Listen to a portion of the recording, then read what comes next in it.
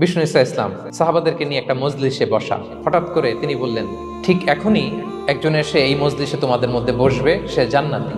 এটা শোনার পরে তো সব সাহাবারা নড়ে চড়ে বসলো, কিরে রাসূল সাল্লাল্লাহু আলাইহি ওয়াসাল্লাম একজনকে জান্নাতের অ্যানাউন্সমেন্ট দিচ্ছে, কে সে? তো দেখা গেল এক আনসারি সাহাবা প্রবেশ করেছে, তার জুতা দুইটাকে বগল দাবা করে, কিন্তু কেউ তারে চিনে না।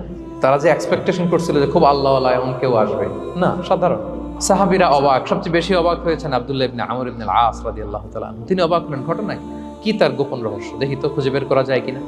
তিনি ওই সাহাবীর বাড়িতে গেলেন, যে তখন তিনি বললেন, তিনটা ভরা মজলিসে বিষ্ণু ইসা ইসলাম তোমাকে জান্নাতি বলে ঘোষণা দিয়েছে। আমি দেখতে চেয়েছি যে তুমি কি আমল করো।